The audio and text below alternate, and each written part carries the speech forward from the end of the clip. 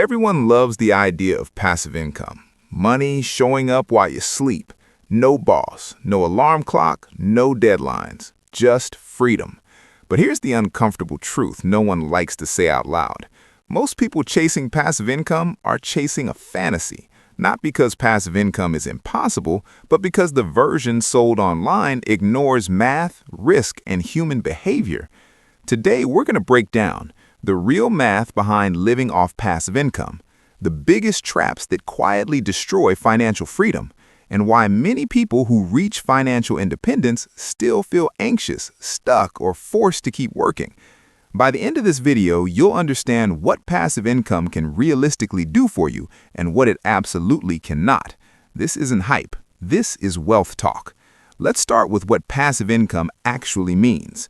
At its core, living off passive income means this. Your assets generate enough money to cover your living expenses without you trading time for pay. There are two main ways people do this. Method 1, cash flow. This includes dividends, rental income, royalties, interest payments.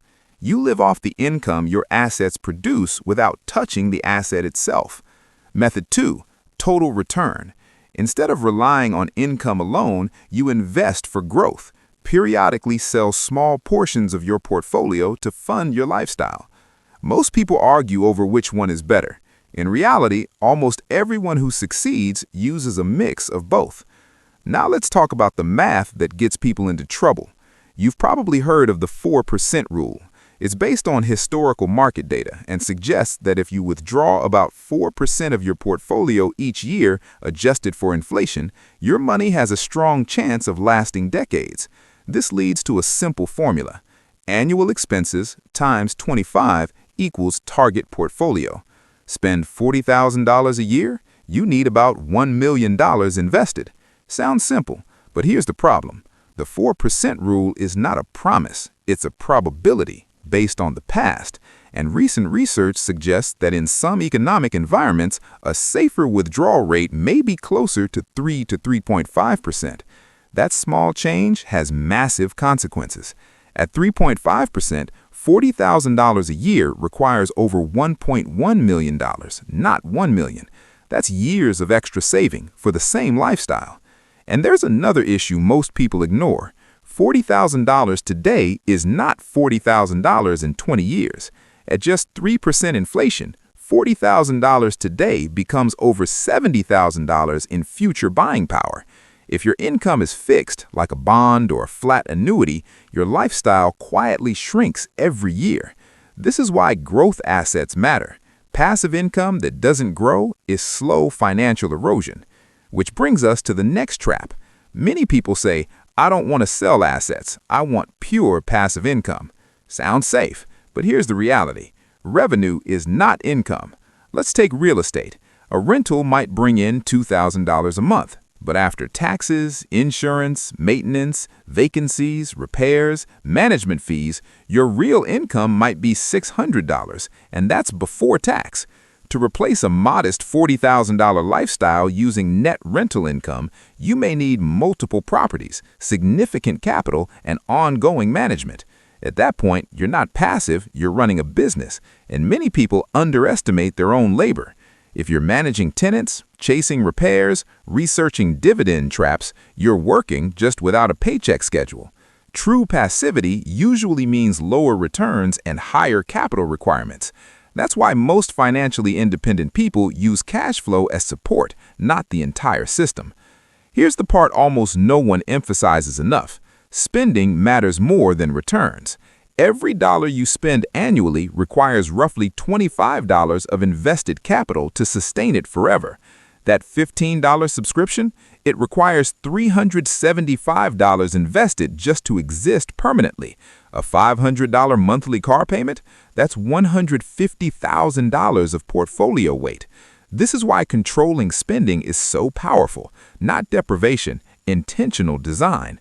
A useful way to track progress is this: passive income coverage ratio. Passive income divided by expenses. If your expenses are $40,000 and you generate $10,000 passively, you're already 25% free. You don't need 100% to feel relief. At 50%, your options explode. You can take lower-paying work. You can say no more often. You regain leverage over your life. The danger is lifestyle creep. If spending rises every time income rises, freedom never arrives. Dear viewers, are you enjoying our content? We post personal finance and investment advice videos on a daily basis. If you are new to the channel, please consider subscribing to never miss these inspirational and informative ideas. Smash the notification bell so that you will be notified when we upload new videos. Now let's talk about the most dangerous threat to passive income plans: sequence of returns risk. This means when returns happen matters just as much as how much. If the market crashes early in retirement while you're withdrawing money, damage compounds fast. You're selling assets at low prices, permanently shrinking your portfolio. Even a strong recovery later may not save you. This is why averages lie. The solution? A cash buffer. Keep 1 to 3 years of expenses in cash or short-term bonds. If markets crash, you live off the buffer. You don't sell assets. You buy time for recovery. Yes, cash lowers returns slightly, but it protects your freedom when it matters most. Here's the final trap, one that has nothing to do with math: boredom. Many people retire from work but never retire to something. Without structure, anxiety grows, purpose fades, spending increases, and many quietly return to work. Humans aren't built for endless leisure. The goal of passive income isn't doing nothing, it's choice. The most successful people don't stop working, they stop doing work they hate.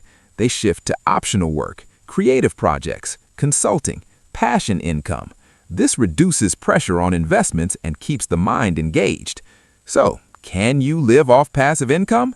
Yes, but not from a single magic strategy.